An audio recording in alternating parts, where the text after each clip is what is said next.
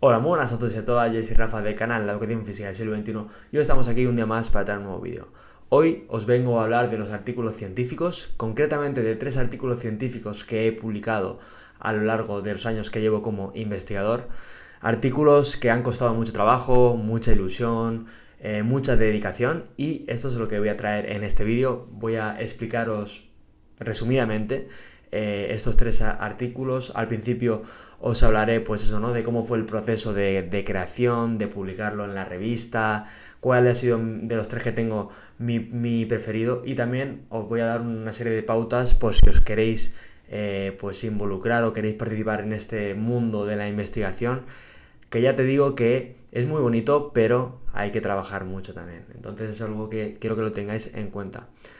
Además, también os quería decir que estos 3 artículos lo voy a dejar en la descripción del vídeo por si cuando acabéis de verlo pues queréis consultarlo más al detalle, porque aquí voy a hablar resumidamente de cada uno, porque si no haría un vídeo súper largo y sería muy aburrido. Pero bueno, primero de todo os quería hablar de que os animo, os incentivo a que os iniciéis en este mundo de la investigación, sobre todo si queréis trabajar en la universidad o lo queréis tener como mérito, que es un mérito que no se tiene muy en cuenta a la hora de las oposiciones o el concurso de traslados. Tenemos un apartado que está relacionado con esto, ¿no? Con la investigación dentro de la educación, ¿no?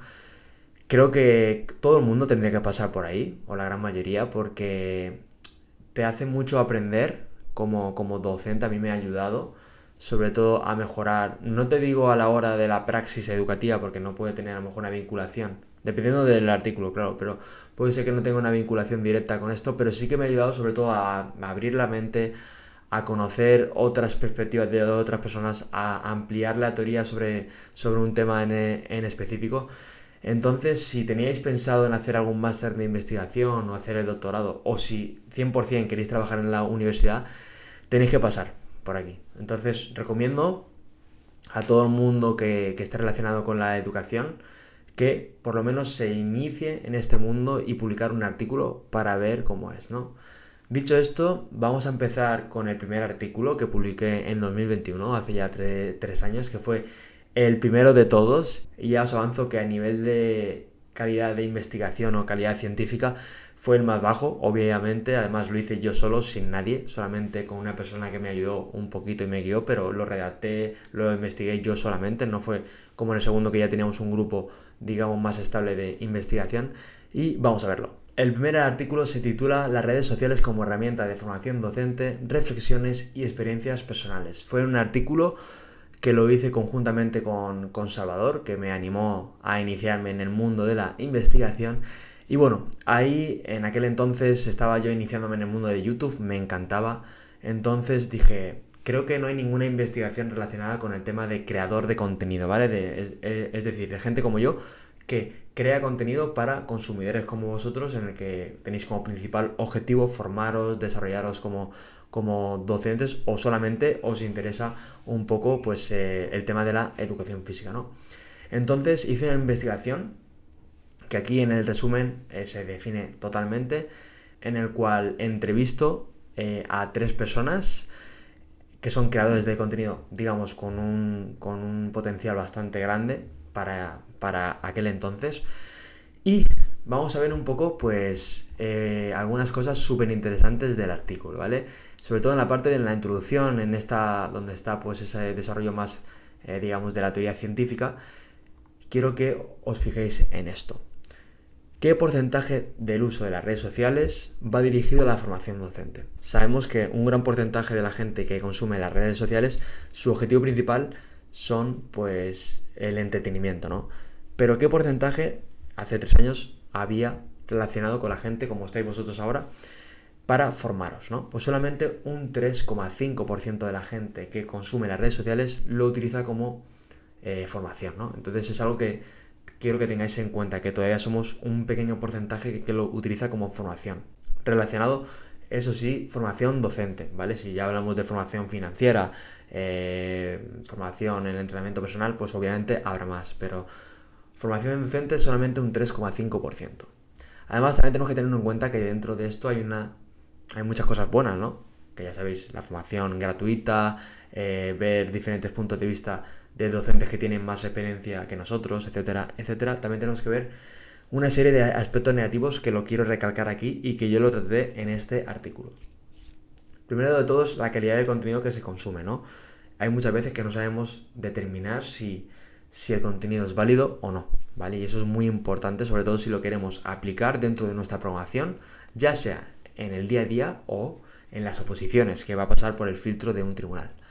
En segundo lugar, y que está muy relacionado con esto, es pues que hay muchas veces que los creadores, y yo me sumo a ello, hemos compartido algo que tiene más un objetivo de captar seguidores o lo que sea, que de calidad educativa, ¿no? Entonces hay muchas veces que bueno, parece que es súper innovador, que llama mucho la atención, pero que luego está vacío, ¿no? Entonces esto lo tenemos que tener muy en cuenta, que sobre todo cuando queramos adquirir algo de algún creador de contenido, que sepamos que va a ser de calidad, ¿no? Y sobre todo que lo haya puesto en práctica, eso para mí es imprescindible. Y por último, la edición digital, que también puede haber pues, dentro de las redes sociales como herramienta de formación docente. Luego, esta investigación fue cualitativa porque hice una entrevista a 3 personas, entonces esto fue lo que yo les pregunté. ¿Qué te ha supuesto a nivel de formación docente las redes sociales desde la perspectiva de consumidor de contenido? El segundo, ¿qué te ha supuesto a nivel de formación docente las redes sociales desde la perspectiva de creador de contenido? Y por último, y para mí la más interesante, ¿consideras que las redes sociales son una buena herramienta para que el profesor continúe formándose? Bueno, esto ya os lo dejo que os lo leáis detenidamente. Yo solamente me voy a dirigir a la última, ¿vale? Que los 3 que entrevisté afirmaron que son una muy buena herramienta como complemento de formación docente. ¿Esto qué quiere decir? Que no únicamente debemos utilizar las redes sociales como formación docente. No significa que para formaros como docente tengáis que pasar otra vez por la universidad, quería decir. Solamente quiero deciros que tenemos que diversificar. En ese sentido, que no solamente tenemos que formarnos a través de las redes sociales, tenemos que hacer cursos, tenemos que asistir a congresos, tenemos que leer libros. Entonces, son muy buenas, pero sobre todo como complemento de formación, que nos ayude a formarnos en nuestro día a día. Eso sí, teniendo un ojo de, digamos, crítico, porque hay muchos que puede ser que no tengan una calidad educativa dentro de nuestra formación o dentro de nuestras clases de educación física. En resumen, creo que este es mi artículo que más cariño tengo porque fue el primero de todos, no tenía apenas experiencia en el mundo de la investigación y bueno, obviamente personas que estén metidas en el mundo de la investigación van a ver que este artículo pues a nivel científico no es de gran calidad, pero creo que a nivel de reflexivo, sobre todo de lectura y para iniciarse en este mundo, creo que cumplió con creces lo que yo me esperaba, ¿no? Entonces os lo dejo ahí por si queréis consultarlo más a detalle. Pasamos ahora al segundo artículo, que este sí que tiene una evolución bastante cualitativa y cuantitativa por lo que se refiere a la calidad, ¿vale? Aquí ya no estoy yo solo, tenemos un grupo de investigadores, en este caso participó mi amigo Jesús, Pepe de Movimiento Aprendo y bueno, un amigo también nuestro, Pablo, que, bueno, aquí ya teníamos 4 personas, algunos más metidos en el mundo de la investigación como Pablo, que ya había publicado varios artículos científicos, conocía un poquito pues en el análisis estadístico y esta investigación fue cuantitativa, ¿vale? La cual se titula Impacto de las redes sociales en el desarrollo profesional en la educación física, usos, motivaciones y oportunidades. Este artículo fue una continuación del primero que yo hice, pero digamos más con más calidad de investigación, más calidad científica y sobre todo lo más interesante fue la gran muestra que obtuvimos en este artículo porque participaron muchísimas personas, ¿vale?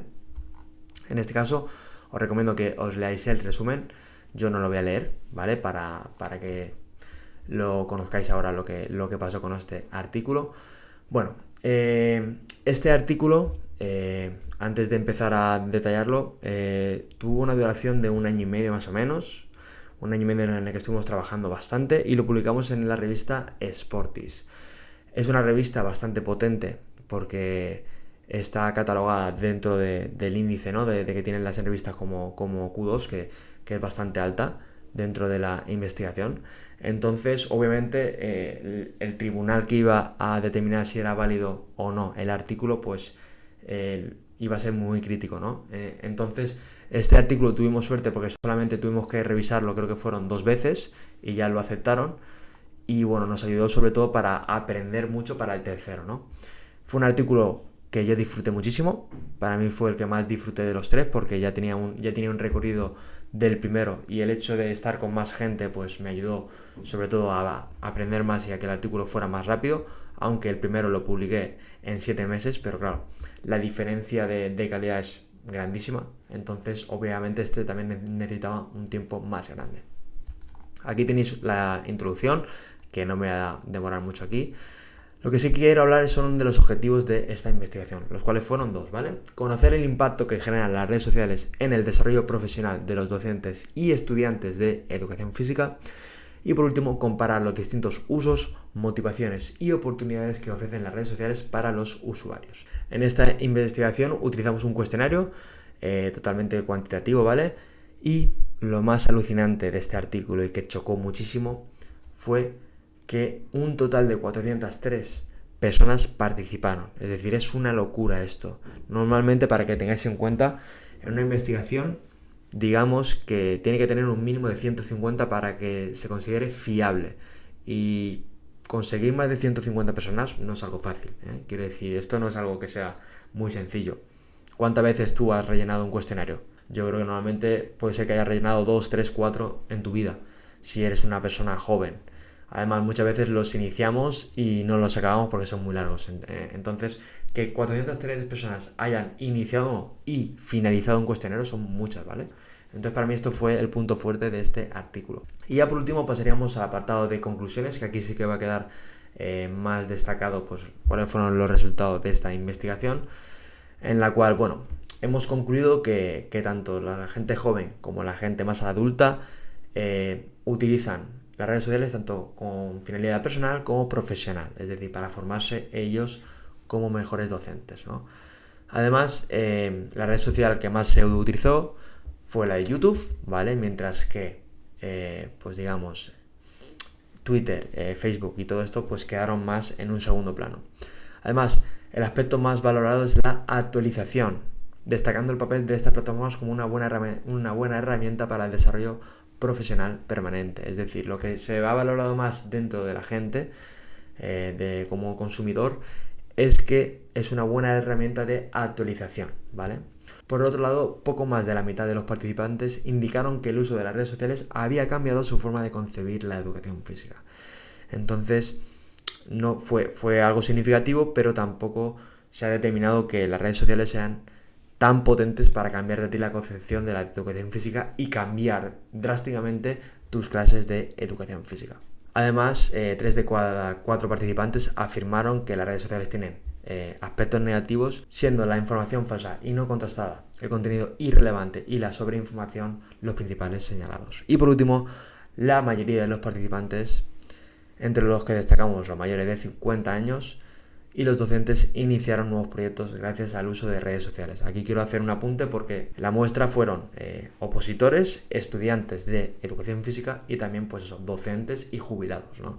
Entonces los que son docentes ya como yo, o los que tienen más de 50 años, sí que les había servido para iniciar nuevos proyectos. Entonces este sería el artículo, digamos, el segundo artículo que publicamos. También te recomiendo que te lo leas si te interesa este tema. Y bueno, como he dicho antes, fue un cambio bastante grande del primero al segundo. Por último, pasemos al tercer artículo. Factores determinantes sobre la calificación en la fase de oposición de educación física en educación primaria. Un artículo muy innovador. Los 3 artículos son muy innovadores porque hay muy poca investigación al respecto, pero investigación de las oposiciones, es decir, en este caso de esta temática, hay menos aún, porque dentro de España hay muy pocos artículos que aborden esta temática. No sé por qué, pero a nosotros nos costó mucho, sobre todo, hacer la primera parte porque la literatura científica era muy escasa. Además, en este artículo también participó el mismo grupo, eso sí, diferentes personas, pero el mismo grupo de investigación que tenemos creado a la hora de investigar. Vamos a movernos, como antes, a los... Bueno, aquí quería hablar sobre todo de que creo que es interesante del acceso a la función docente, porque difiere bastante en Europa, ¿vale? Por ejemplo, en países como Islandia, Noruega, Polonia o Suiza, tú cuando acabas la carrera ya accedes directamente a trabajar como docente, digamos, para el Estado, o sea, fijo, no eres interino. Entonces esto es algo a tener muy en cuenta, ¿vale? En otros países como Reino Unido, Irlanda, Alemania o Suecia, cuando una vez tú acabas de hacer pues, el grado, la carrera universitaria obligatoria para ser maestro o docente, tú tienes un periodo de pruebas, que son como las prácticas, en el que se te determina si tú vales para el puesto, o en este caso para la plaza o no, ¿vale? Entonces tú una vez que ya has pasado estas pruebas, se te determina si puedes ser docente sin necesidad de hacer un examen posterior. En cambio, y por último lugar, tenemos el caso de España, Francia o Italia, en el que una vez que tú has hecho tanto el grado como esas prácticas, tienes un proceso de oposiciones en el que es un examen diferente a todo lo que hemos visto antes y en el que se determina si vales, en este caso vamos a poner así entre comillas, si vales para ser un docente que trabaje, digamos, de funcionario para el Estado, ¿no? Pasemos ahora sí a los objetivos. Los objetivos que persigue esta investigación también eran dos: determinar si hay una relación o asociación entre la experiencia docente, el número de veces presentado al concurso o oposición, el modo de preparación, los hábitos de los opositores, es decir, el sueño, el ejercicio físico, la alimentación, el estudio, y el método de estudio con respecto al resultado final en la fase de oposición de educación física de 2022, ¿vale? Y el segundo objetivo, establecer si estos hábitos y métodos de estudio son un claro predictor del resultado final de los opositores, ¿vale? Algo súper interesante, y si sobre todo estás opositando, te recomiendo que leas este artículo al detalle. El método, bueno, en este sí que utilizamos una investigación, digamos, mixta, era tanto cuantitativa como cualitativa, porque utilizamos por una parte un cuestionario y por otra parte una entrevista semi-estructurada. En este caso la muestra fue bastante menor, ¿vale? Un total de 166 participantes, porque solamente se hizo la investigación con gente que había hecho la oposición en ese año. Entonces, claro, obviamente la muestra se redujo notablemente. Pasemos ahora a ver los resultados. No lo voy a hablar porque, bueno, aquí está el análisis estadístico, que es bastante complejo. Entonces vamos a pasar ya a la discusión. Lo primero de todo, y lo que más os va a chocar, y a mí también, y a nosotros también nos chocó bastante, fue la experiencia docente. Y una de las cuestiones que me llama la atención es eso, que no se demostró, no se encontró ninguna relación significativa entre la experiencia docente y la nota obtenida. Esto quiere decir que gente que tenía, por ejemplo, 10 años trabajados, no significaba que iba a sacar mejor nota que gente que no había trabajado en su vida, ¿vale? Esto choca, pero en este artículo científico, con la muestra que investigamos, esto no quiere decir que sea algo, digamos, inamovible, se determinó eso. ¿Qué más cosas? El hábito de los opositores también. No hubo una relación significativa entre la gente, es decir, los opositores que hacen ejercicio físico continuo, tienen buen sueño, tienen una buena alimentación. No se demostró que era un factor determinante para sacar buena nota en las oposiciones de educación física. Aún así, obviamente, tú que eres de educación física, está totalmente demostrado los beneficios que tiene. Entonces, no seas tonto o tonta y haz actividad física, duerme bien, come bien, porque eso te va a ayudar a rendir mucho mejor, tanto en el estudio como el día del examen. El método de estudio sí que hubo una correlación bastante grande, sobre todo en 10 variables, ¿vale? Entonces aquí se demostró que tener un buen método de estudio sí que determinaba el hecho de tener mejor nota, ¿no? Sobre todo, bueno, aquí determinamos que la primera parte se dedica bastante tiempo, o sea, es decir, el tema de la elaboración de los temas, el supuesto, más los temas, porque aquí se determinó que la gente le da más importancia y le da más caña a los temas que el supuesto, pero se demostró que era súper importante crear los temas, practicar, hacer simulacros y luego también la literatura científica empleada. Estos fueron las variables que se demostraron que sí que tenían, pues digamos, una correlación significativa. Pero una cosa que sí que fue interesante es que los participantes le daban también más importancia que al tema y al supuesto, pues la segunda parte, la programación didáctica y las unidades didácticas o situaciones de aprendizaje. Esto sobre todo lo demostraron la gente que entrevistamos, ¿no? Entonces es algo también muy a tener en cuenta. ¿Cuáles fueron las conclusiones? Bueno, pues a la luz de los resultados obtenidos, el método de estudio ha demostrado ser la dimensión más determinante. Además, la variable de hábito de estudio también ha sido significativa. Sin embargo, variables como la experiencia de docente, el número de veces presentado o el modo de preparación no han mostrado relaciones significativas respecto a la calificación, ¿vale? Esto nos tiene que hacer un poquito pensar, pero como he dicho antes, no es algo inamovible, no es una verdad absoluta, es lo que ha salido dentro de nuestra investigación. Y ya para acabar, deciros que este artículo fue el que más costó publicar. Creo que es el más potente a nivel científico porque a nivel estadístico es muy bueno en comparación con el segundo, quiero decir. Y bueno, es un artículo muy innovador, pero desde mi punto de vista también fue el que menos me gustó porque la temática me interesaba, pero me parecía más bonita porque estoy más ligado sobre todo al mundo de creador y consumidor de contenido que de opositor, aunque también lo soy. Pero bueno, también, sobre todo, lo dejo aquí por si queréis consultarlo más al detalle porque creo que es algo muy innovador, muy que llama la atención, ¿no? Sobre todo porque dentro de la investigación no se ha tratado estos temas. Bueno, gente, estos han sido los 3 artículos que yo recomiendo que os leáis. No solo porque sean míos, sino porque creo que son bastante interesantes y de fácil lectura. Como he dicho antes, os dejo los 3 artículos en la descripción del vídeo, ¿vale? Para que podáis ir directamente a consultarlos. Y bueno, chicos, nada más. Nos vemos este jueves con otro episodio del podcast, que espero que no te lo pierdas y que tengas una muy buena semana dando educación física. Hasta luego.